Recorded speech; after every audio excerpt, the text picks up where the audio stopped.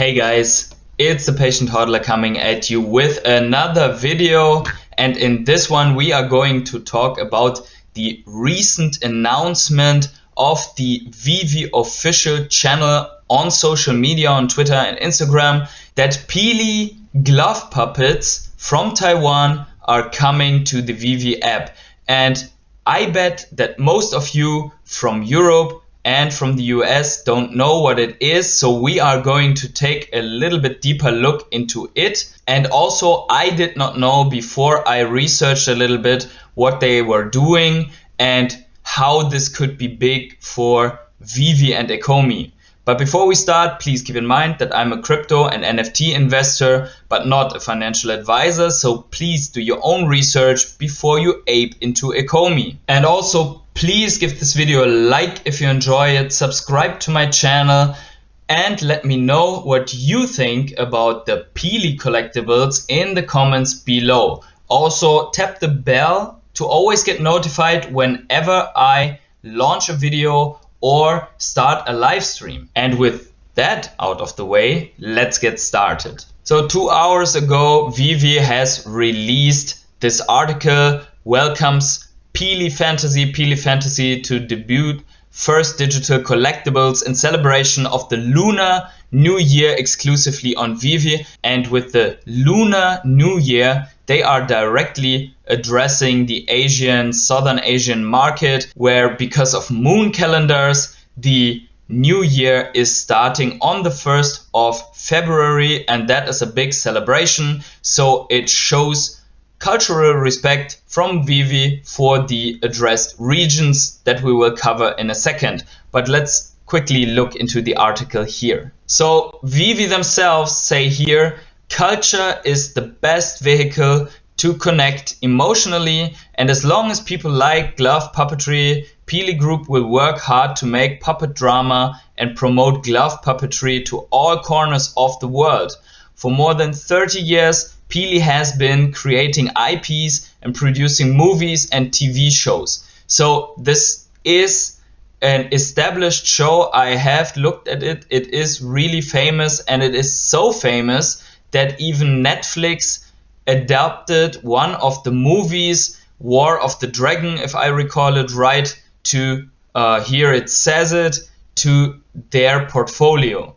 Nowadays, Pili's works have transcended land, language and cultural barriers and become a unique international entertainment. So let's look a little bit together at this trailer that we have here. And I do not understand anything from the letters and from the language that they are using, but it gives us an impression how these movies and animations are made with the figurines.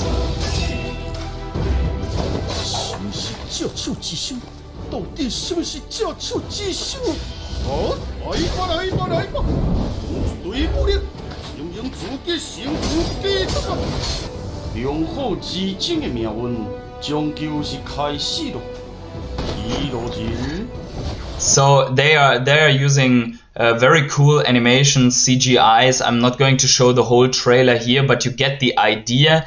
And apparently this is a big deal in Taiwan and also in Japan since a long time already. So now to what we are expecting in the app. The first series of Pili NFT figures will be released in February in celebration of the Lunar New Year and will be interpretations based on the 4 main characters from Pili Fantasy War of Dragons. So that is the movie that they have launched on Netflix. So that basically is the one that has the most potential to be known across the world and not only in Taiwan. So as you can see here, they have brought out other movies like Thunderbolt Fantasy, and they are always comprising of these plastic figurines and then some cinematic CGI effects in the combat scenes. Is also being described as martial art by puppets or by glove puppets. So I went to the website of them. It is a website that looks like from 1992. I don't know if that was meant to be it, but I found some interesting things in all of these texts, and one that caught my attention is Chris Huang, who is the script writer for Pili, and here we see him at a game show. So these guys seem to have very innovative people in their staff, so that they go to game shows, that they manage to get their stuff on Netflix, and also that they are talking to Veve and bring out NFTs of that. Because from 1985 on, that seems like a really old school and traditional thing, maybe comparable to that Labyrinth movie that seem to have a lot of fans as well. But let's look at what they are saying about this guy. So Pili's chief scriptwriter Chris Huang has been honored by fans with the title 10 card books, which symbolized the completeness of his knowledge of Chinese texts.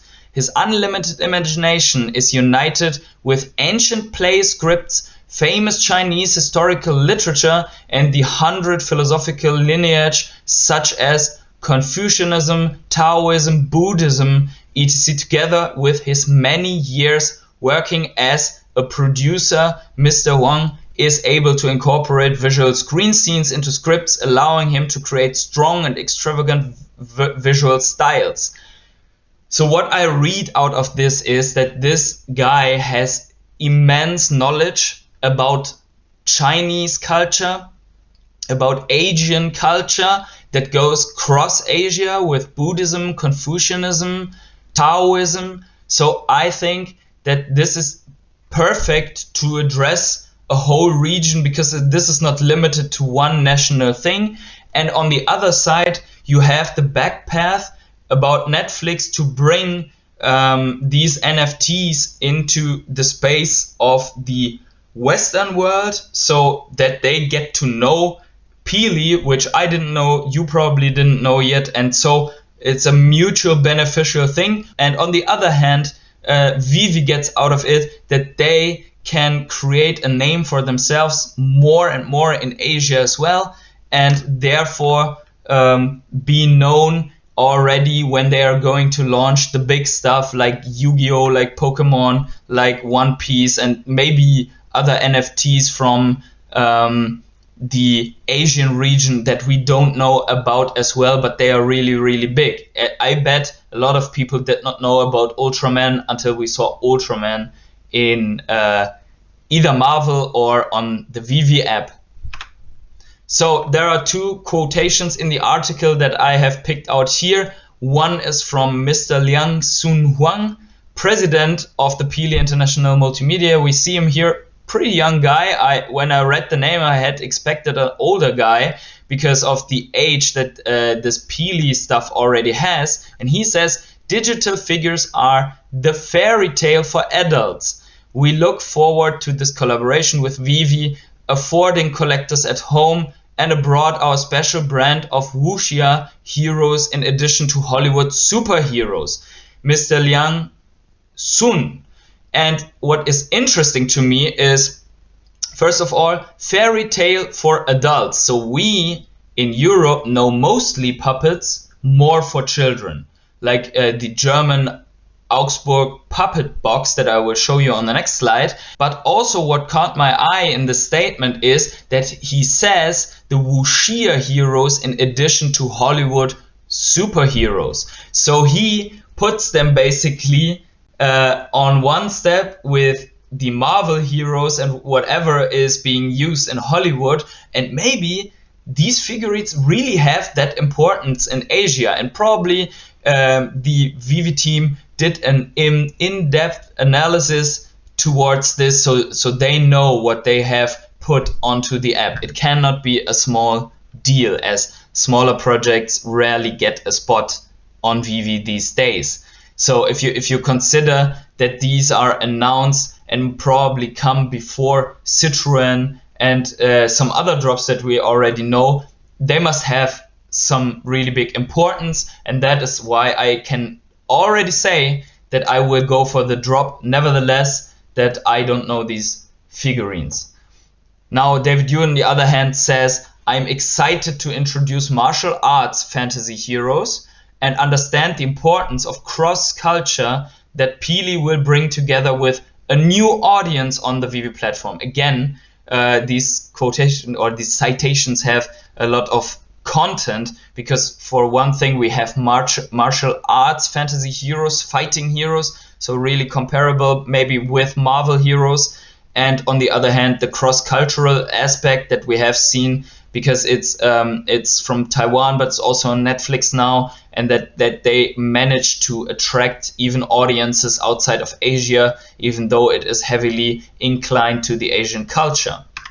Now this year is from that German puppet show. I know that I watched that a lot as a child, and a lot of people in Germany, they know this. Now this is not a glove puppet show, but it's really, really famous, and if Veve would launch these, all the German people probably would jump on those collectibles as well, and probably no one in Asia knows what this is, and probably even in the US you don't know what this is.